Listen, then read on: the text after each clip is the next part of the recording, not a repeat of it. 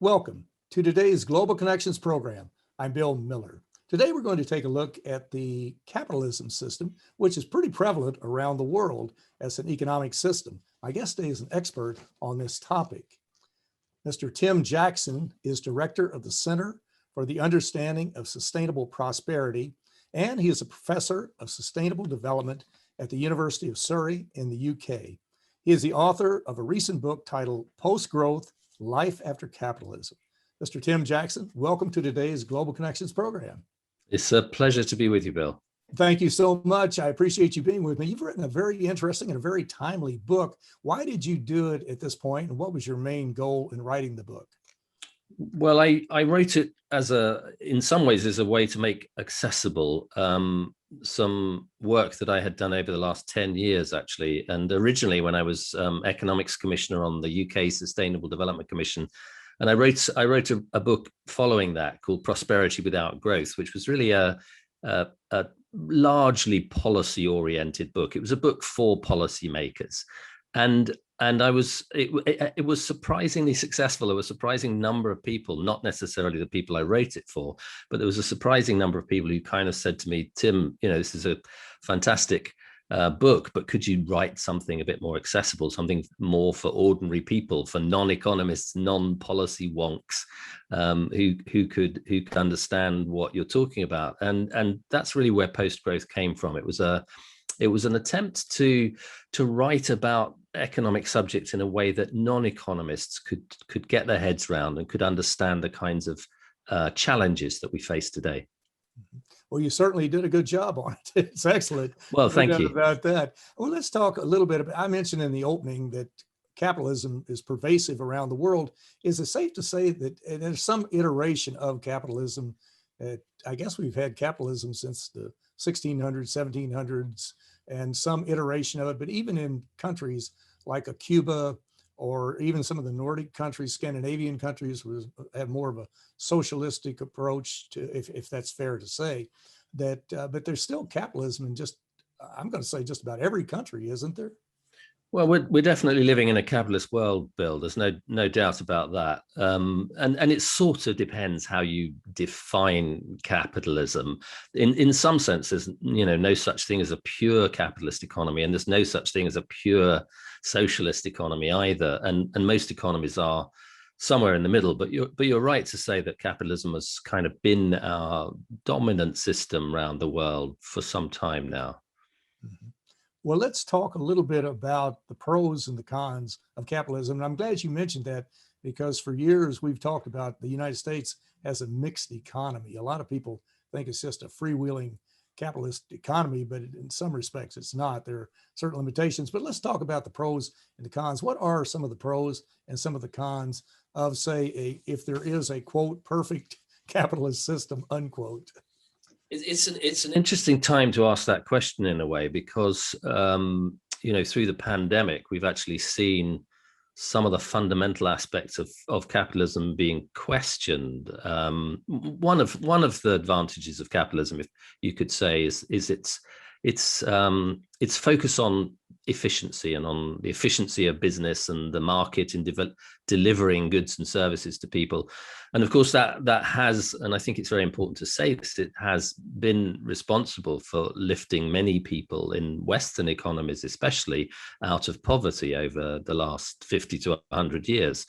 And so there are things that capitalism does well, if you like, and efficiency and productivity are definitely two of those things that capitalism does quite well. And yet it's also tricky in the sense that if you just allow the market to dominate world affairs, if you just decide that what happens when you're buying and selling goods is what matters in society, then you're missing a whole bunch of stuff that is really important for our quality of lives. And as we found out really during the pandemic, at the end of the day, it's ultimately government that has to ensure that those things are provided. And what are those things? Well, they are health and social care, education, and sometimes in a pandemic, basic things like access to provisions and the livelihoods of the workers who protect our lives at the front line of a health pandemic. So there are aspects of capitalism, I think, that you could say were in our favor, and others where I think over the last year in particular, we've had a kind of object lesson in the limitations of capitalism. Years ago, I remember you were talking about the market determining the setting the stage, I guess, and determining the outcome. And I don't I don't know if there's a perfect place, but I remember years ago, some of the economists, the monetarists and what have you, would say that, well, Hong Kong was the perfect example of a capitalist economy where the market actually operated and you had the supply and demand, and you didn't have to have labor unions and things like that, which we'll get into labor unions in a minute. But is there such a place? Does Hong Kong, was that ever the case, or does it apply today? Or is there some other country that would be better adapted to take on this moniker? The moniker of capitalism, you mean? Right. Well, free market economy. A free market economy. I mean, I think in a way, there are times when free market economies work better than others. I mean, and you're right. Some of those Asian economies were thought of as, the East Asian tiger at some point. That the economy that's growing apparently without any limits. It's increasing its share of the global market, and it's making everything very, very efficiently. And up to a point, I think that's correct.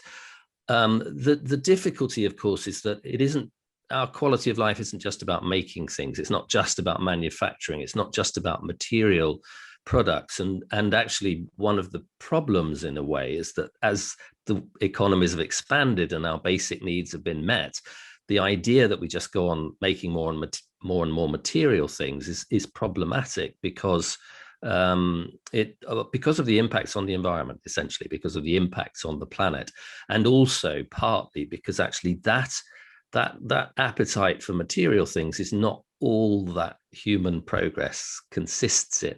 And so you've also got to ask tricky questions about whether capitalism can deliver, for example, the things that we need to ensure our healthcare, the things that we need to improve the quality of our lives after our material needs are met.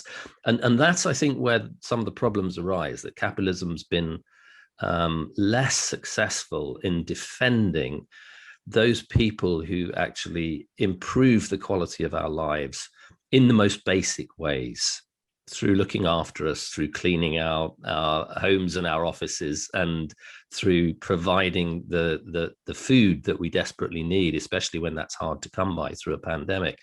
And beyond that, creating if you like, the bits of life, the culture that makes life worth living. And there's a very specific reason, which we could talk about if you want to sort of talk detail about it, Bill, about why I think capitalism fails in respect to protecting those particular bits of our economy. Well, that's a great segue into, let's talk about some of the cons of capitalism. What are some of those, and bring in that concept that you just mentioned? Yeah, I mean, I think as I said, capitalism likes efficiency. It likes productivity. And it particularly likes what economists call labor productivity, which is, if you like, the amount of output that each person can produce in an hour of time. And we have this desire within capitalism continually to increase our labor productivity, to do more and more with an hour of each person's time.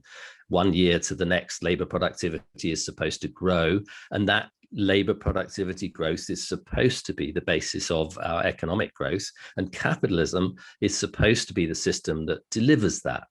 Now, that works for certain kinds of activities, and those kinds of activities are the ones that we were talking about: the material, the manufacturing, the stuff of our lives. Doing that more efficiently is a really good thing to do. But let's take a slightly different example, like the work of a nurse or a doctor, and ask the same question: does it make sense for our nurses to have more and more patients on their round every day, which would be, increasing labor productivity would be to say each year nurses must see more and more patients? It kind of doesn't make sense, because actually it's the time that the nurse spends with the patient that is the quality of what they're doing. And so that example shows you why chasing labor productivity growth all the time just doesn't work too well. And capitalism has tended to damage those professions in which it's the time of people that is really giving you, if you like, the unique selling point, the value of that profession. So it's nurses, it's doctors, it's teachers, it's social workers, it's craftsmen to some extent. It's artists, it's the cultural sector. Does it make sense to ask our artists, our musicians, not to rehearse, or to rehearse faster and faster, or to play Beethoven's Fifth Symphony faster and faster each year? You see, there's in that sort of example, in that sort of case, labor productivity growth doesn't work, and capitalism struggles in that sector of our economy as we move from, if you like, what we could call fast sectors to slow sectors, where it's the time that people put in that matters most. And to some extent, that's why those professions have become more precarious. The wages are not so good. And to some extent, why in some countries, and I would include my own here, we were ill prepared for a global pandemic because the health infrastructure was not as strong as it should have been. And it wasn't as strong as it should have been, really, through this structural feature of capitalism that loves fast labor productivity growth, but it can't quite look after nurses properly. Well, there has to be a certain amount of common sense that comes into play in this, because one size certainly does not fit all. Well, you're watching Global Connections Television, which is a privately funded, independently produced program. The opinions expressed on Global Connections are solely those of the moderator and his guests. We would invite our viewers to go to our website at www.globalconnectionstelevision.com to view previous programs. Also, if you're involved with a PBS or community access television station, or perhaps an educational institution that has an intra-campus television hookup, or you have a podcast, or you just have a computer, you like our show and you would like to share it, please feel free to do so. Global Connections Television is provided at no cost as a public service to help us better understand international issues.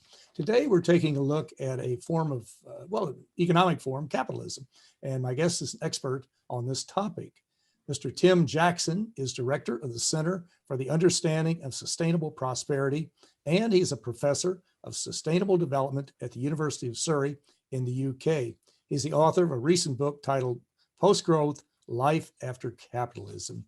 Tim, we're talking about this book and capitalism and the variations, iterations of it and variations of it. I'm just curious, it seems to me that one of the, I guess, maybe it's a written law, that capitalism wants continuous growth, constantly growth. And to do that, so often you have to have population increase, you have to have more of an investment, R&D investment, material investment, and that type of thing.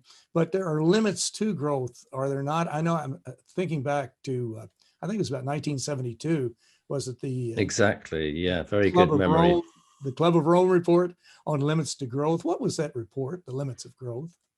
So that's right, the limits to growth. So that was 1972. That was a bunch of economists and physicists actually who looked at the world economy and said, look, we've got a bit of a problem here. The economy thinks it can grow in exponential terms year on year, but hang on, the planet is finite.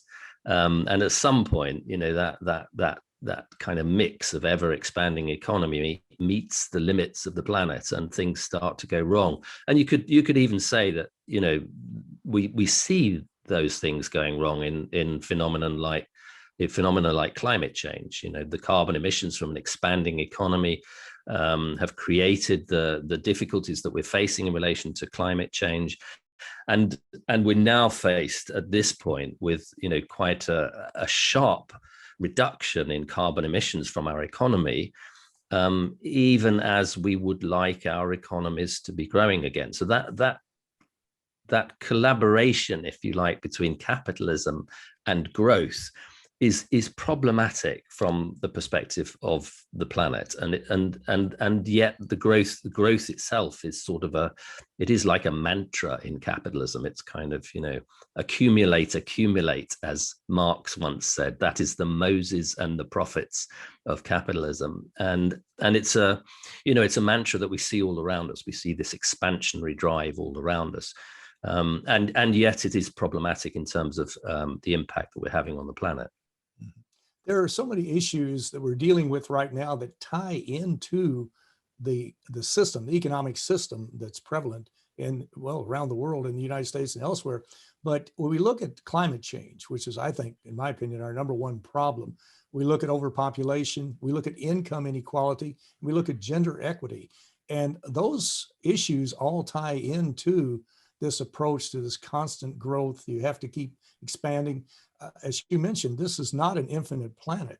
We have finite limits in this planet, but how will this play out if how will capitalism help or hurt us in this fight to eliminate climate change, to promote gender equity, to have more income equality as opposed to less?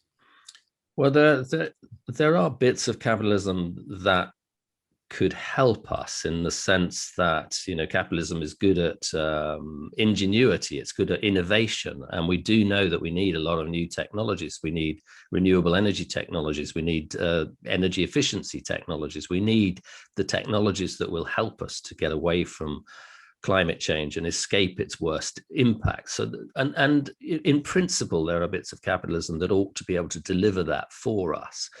But we also, at the same time, when we talk about green jobs, we often think about that just being people making solar panels. But actually, the greenest jobs in society, and I come back to this theme, are the people working in the health sector, because they have much lower carbon impacts than all our manufacturing together. And they actually provide a lot more employment per unit of output than people working in manufacturing sectors. So we also need those health sector workers. We need the care workers. We need the people who are building communities. We need the people who are looking after others. And those are the people who tend to suffer under capitalism. So capitalism is offering us definitely the kind of structures where we could begin to innovate and have different technologies that were less damaging to the planet. But at the same time, it's pushing us towards this growth that, as you mentioned, is also damaging to the planet. And so we have to look in a way at taming that urge towards growth, and at looking after those people who matter most in society. And I think that's what capitalism misses. It does miss that idea that it's the most vulnerable in society who most need our attention, that most need the protection of government, that most need a decent health sector. And capitalism, on the other hand, has tended to favor those people who are the owners of capital, if you like, the richest in society. And so that process of looking after the rich and failing to look after the poor has increased inequality. And that's a structural dynamic in capitalism. It's something going right to the heart of capitalism. And it's the thing that we have to pay most attention to now, I think, both because of the dangers of climate change, and also because as we recover from the pandemic, it is the most vulnerable in society who are going to need the most help. They certainly will. I'm thinking that if you go back to the 50s, just in the United States alone, one of the reasons that there was a creation, or according to the economists, one of the creation of such a large middle class was because the pent-up demand after the World War II, the fact that labor unions were in their ascendancy to some degree. Today, we see an attack on labor unions trying to dismantle them. We see their power waning. We see also the income inequality. It's become a Grand Canyon in the United States. Years ago, we used to point to Latin America or wherever, but today, one of the biggest shortcomings in the United States has been income inequality. Should we reverse this? Is there some way to help shore up labor unions to help create a larger middle class? Would that help overcome some of the income inequality? I think, Bill, we have to overcome those inequalities. We have to address them. We have to address the root causes of them. We have to put in place policies that will protect those ordinary workers. I'm not sure if that's unions per se. Unions had a job to do, as you said, but there definitely needs to be that protection of workers. And in post-growth, I went back, my starting point in the book, and it might seem a bit strange when we're in the year 2021, but my starting point was actually a speech that Robert Kennedy made in 1968 in his presidential campaign, where he was talking about those same inequalities. He was talking about his journey across the United States and seeing, poor Black communities with not enough to eat, in seeing Native American communities which had been neglected for too long, in seeing white collar workers who were out of work and blue collar workers who had been unemployed for almost a generation. And at that time, he was already saying, the politics that we need has to look after those people first. It has to be putting those people first. And he talked about not just material poverty, but he also talked about the poverties of dignity and purpose. And he said, even once we've sorted out our problems of material poverty, we have to address these poverties of dignity and purpose. We have to think about the quality of our lives, and the quality of life of the poorest in society has to be the object of government, if you like. And it's, in a way, it's an echo of something that Jefferson said, a couple of hundred years ago. He said that the care of human life and not its destruction is the first and only task of government. And that's the founding fathers, if you like, talking about the politics that has to be put in place if you want to have a decent society, if you want to think about social progress.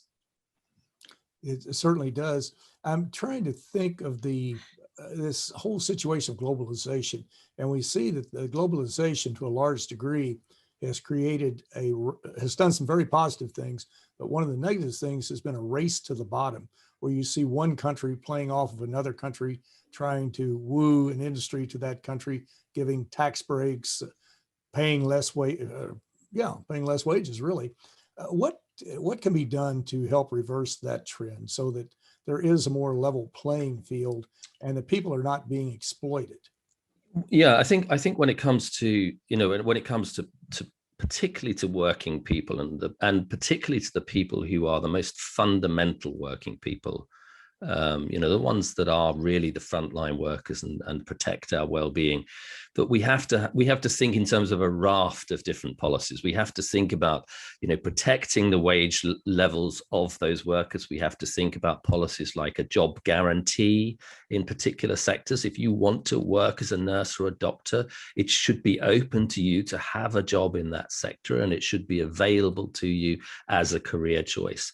And for those who are either unable or unwilling to work in those kinds of sectors and finding it difficult to get a job, there's a very interesting policy called the Universal Basic Income, which allows actually people then with a little bit of money in hand to volunteer in society, to work in places which we think of as outside the main economy, but are still, in some sense, really supporting our lives, working in the home, working in the community, looking after the elderly, looking after kids, all of those places which actually, that's the fabric of our society, the ability to care for people across that breadth of society.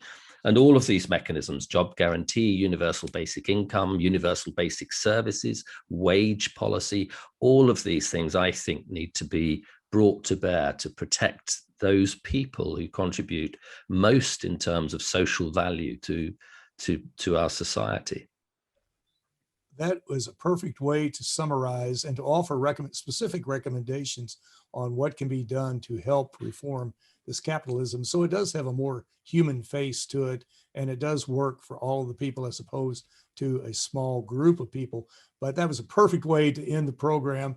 But Professor Tim Jackson, I want to thank you so very much for a very interesting and a very informative program. Thanks, Bill. It's been a pleasure talking to you. My pleasure. I'm Bill Miller. Thank you for joining us today on Global Connections Television.